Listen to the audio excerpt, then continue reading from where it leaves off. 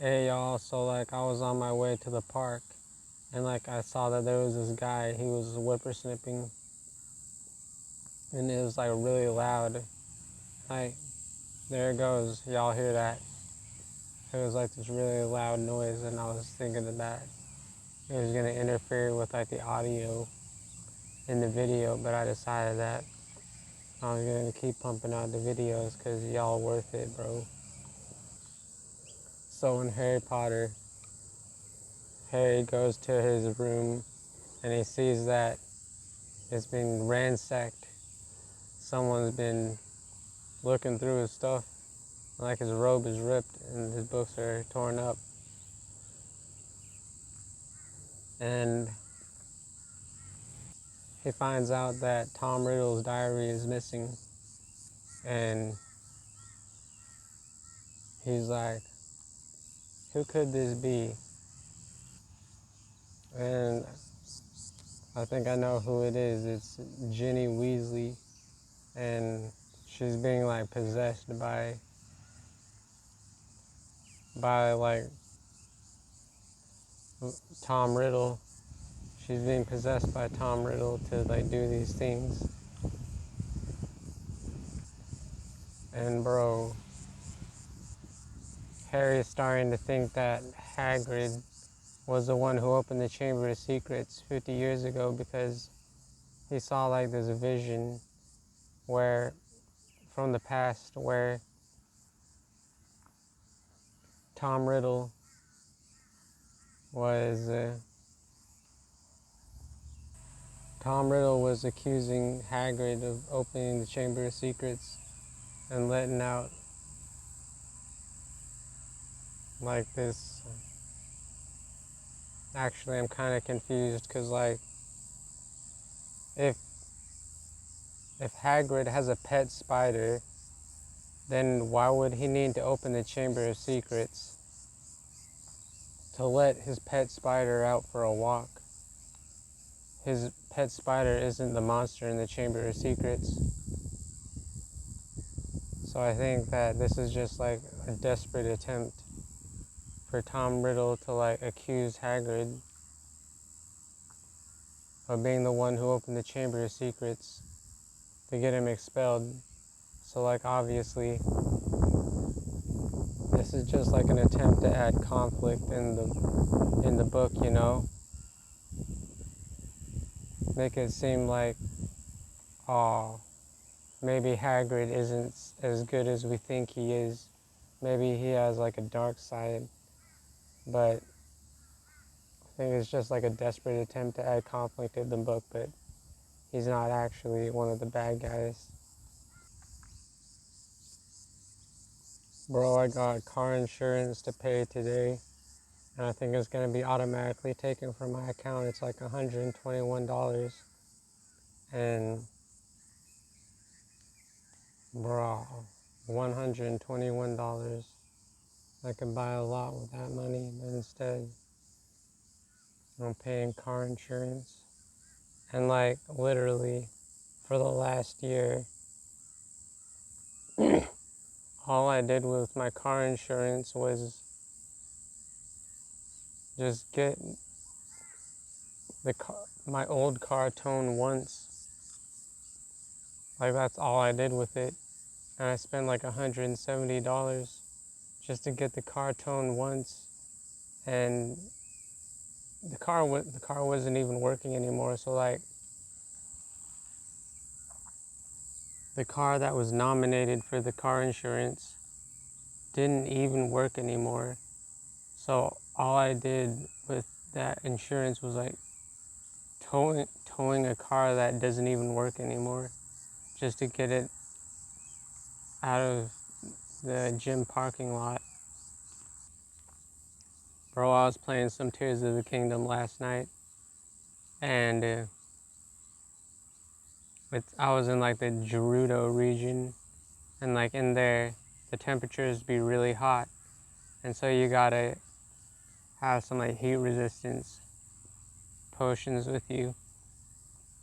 But at nighttime, it's not as hot, and so like Like I should have realized before that I should like sleep until nighttime and then go to the Gerudo region, so it's not going to be as hot. And like, yeah, I like can't believe I didn't consider that before. So I went to like the Skyview Tower in the Gerudo region, and there was like this maintenance guy that couldn't get to the tower to make the repairs because the elevator, it was like this pulley system, and there needed to be something attached to the pulley to get him up. So I climbed up the rock wall and I attached some metal bricks to the pulley system, and that pulled him right up. And then he did the repairs, and then I was able to access the Skyview Tower. And like when I launched up into the air, I saw that there was this geoglyph, and I was like, oh, I gotta search the geoglyph in the landscape to find that dragon tear. But when I got to the geoglyph, I couldn't find it, and it was really hard because like it was against a rock cliff, and it's really hard to like climb up the cliff and climb down the cliff and like find the dragon tear, which could be anywhere. And I decided like just to skip it and not search YouTube, because that's a lot of work. So like I went back to Skyview Tower because I wanted to get to like the shrine that I saw in the distance. So like I launched up and then I paraglided to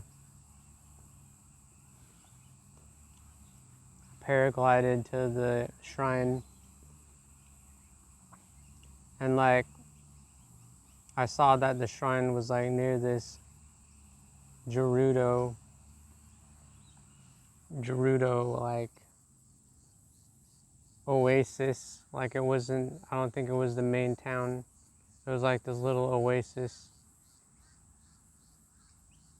And so I think next time I'm gonna like conquer the shrine and then talk around, and maybe I can learn like what's up with Gerudo town, like what's going on. Like I bet there's some kind of like sandstorm or thunderstorm or something going on.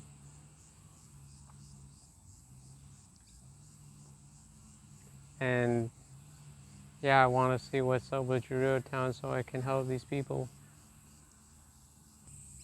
Bro, I got me access to like the shock resistance outfit.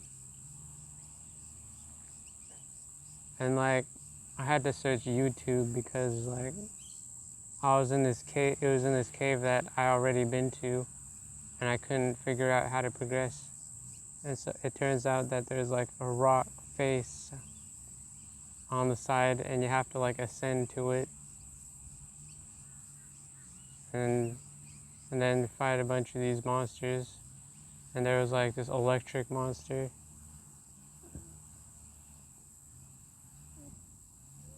and he was easy enough to kill. And then once you kill that guy, you get the you get the chest, and you get access to the shock resistant outfit. Bro, I was at like a temple session last night, and I saw this girl, bro, and like, oh, she was so attractive, bro. She had like fair skin and like reddish hair, and she was so attractive, bro. And I was thinking about like what I was gonna say to her, but like we were in like this, we weren't like really in an environment where we could be having these conversations. We were in like some kind of presentation room where we were watching like a lecture or something. so I wasn't really in an environment where I could just sit next to her and talk. So like, in like this Come Follow Me, like this scripture study that my family has every night, like I'm eager to get it over with, but sometimes like I don't want to seem like too rushed to get it over with, even though I am eager to get it over with. And like I was grateful for my dad, who was like giving me this encouragement to like speed it up, and get it over with. Cause like I totally am eager to get it over with, but I just don't want to seem too eager. But I'm grateful that it was over in a reasonably quick time, because I played like a lot of Tears of the Kingdom last night, and it was amazing, bro. And if we did like Come Follow Me all night, then I never would have achieved that, everything that I achieved in Tears of the Kingdom, bro. Like, I got a fast travel to Gerudo. I enabled fast travel to Gerudo. That's a huge accomplishment. Now I can like fast travel wherever I want and be able to make it back to Gerudo town. So that's huge, but I still got a ways to go to like make it to the main part of Gerudo town. It's like this really long walk, and like I don't have a horse. I had to leave my horse behind, because like I was climbing up this mountain and the horse couldn't climb up the mountain with me. So it's kind of disappointing. Maybe I can like buy a sand seal to get to Gerudo town, but I don't think so. I think they sell the sand seals at Gerudo town, and not this little oasis on the way to Gerudo town. Bro, I was at Target yesterday and I was like looking at the books they were selling, and like one of them was It Ends With Us, and like I realized that I hadn't read like the first paragraph before I bought the book, and that's usually what I do. I read the first paragraph and before like deciding if I want to buy the book or not, but I didn't do that with It Ends With Us. But anyway, the book was, the first page was talking about this girl who was thinking of like suicide, and she wasn't thinking about herself committing suicide. She was thinking about like these other people who are committing suicide, and she was like wondering if they had any regrets. And I was like, how can you have regrets if you're dead? But she kind of clarified, she was talking about like, for example, if someone like hops off a bridge or off a cliff, do they have like regrets, like right before they're about to hit the ground? They're like, oh, maybe this was a bad idea. And like I was thinking about like why she was thinking about this, like what relevance does it have to the plot? And I realized that it does have a lot of relevance to the plot, because it's about like this girl who had like childhood trauma, and childhood trauma is going to lead you to be thinking about like death and suicide and stuff like that. And so anyway, like I was also reading some Diary of a Wimpy Kid, and I read No Brainer, and it was about how like the brain is like capable of so many things, and yet like people choose to waste this, you know? They choose to do stupid things, even though their brain is like capable of so much better than that.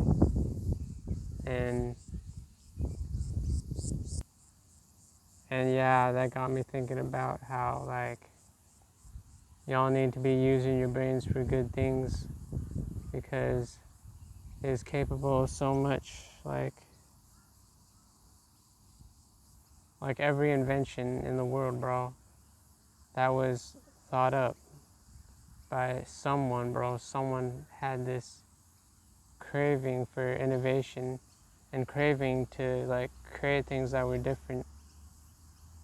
And y'all need to tap into this creative mind that you have to really make changes in the world.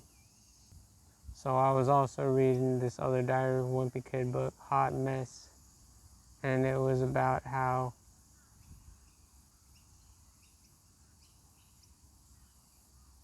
it was basically about how you can't pick your family, and like it was basically Greg like complaining about the family that he was given. But I want to talk to y'all about why this is not a good idea. Why this is not a good idea is that you shouldn't want to change things that you can't change. It creates dissatisfaction. So always have this eager want to change things that you can change, boys. So I was at Kmart, and I was looking at like these bike locks, and I was thinking about, damn, like if I had a bike lock, I could take Troy's bike and I could ride it anywhere, and I could like lock it wherever I wanted to, and like it's good exercise, and I get to keep my bike safe. But like the fact that I have a car kind of demotivated me, because like what is riding a bike? It's exercise and it's getting you places. So like I can just drive my car to the gym and I be getting places and I be getting my workout in. So like you're getting everything that you can get from a bike, and you don't need a bike lock for it. So like I was watching this YouTube video.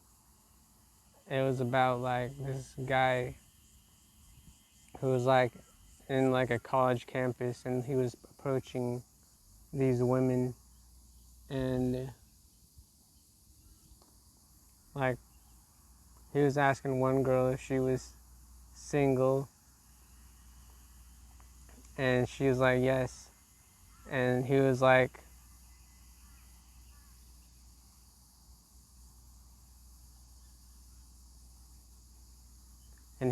what if I was your boyfriend? And she didn't seem very certain about that, but he was talking about doing it for the plot. And like I felt that, bro, cause like because I haven't been in a relationship yet, like the plot is kind of like flatlined, you know, cause I have no relationship experience to like talk about on this channel, and like I feel like even with just like a little bit of relationship experience would give me like so much to talk about. Bro, I want to talk about like how Harry Potter like mastered like the golden trio dynamic and storytelling. Like Hermione's like the logical left brain, Ron is like the creative right brain, and like and Harry's like the brave one who drives the plot. And because of like these unique perspectives, it's like what they talk about in like 12 Rules for Life. They talk about how like truly thinking about a situation is like viewing it from multiple perspectives. So without these different perspectives, then like audiences wouldn't truly be like analyzing the situation that the characters are in if there aren't these characters with these different perspectives. And this got me thinking about like Inside Out. And Inside Out, they're like literally people living in Riley's brain, and they have these different perspectives. Like there's joy, and there's fear, and there's sadness, and there's disgust, and then and yeah, so like and like if one of these emotions was missing, then Riley wouldn't be like this nuanced, sophisticated person that she is. It's because she has these different emotions that gives her thought processes sophistication and complexity. Bro, I was on YouTube, bro, and I saw like this announcement that was saying that Sonic 3 beat Mufasa on the box office, and I was like, yeah, that makes sense because Sonic 3 is like part of this franchise, while Mufasa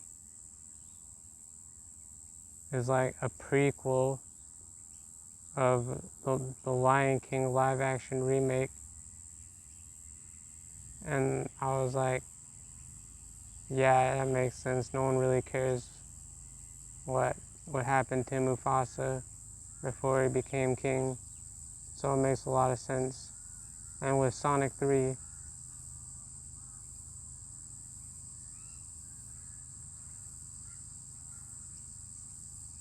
like there's this like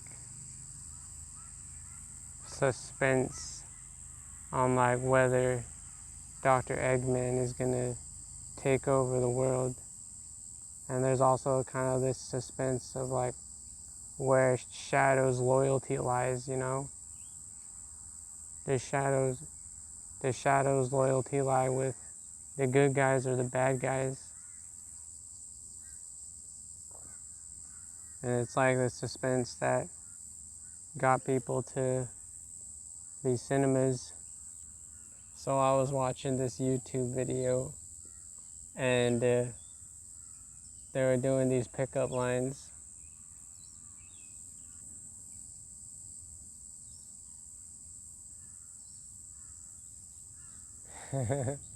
And like one of the pickup lines was, "I'm a little lost. Do you know how I could find my way to your place?"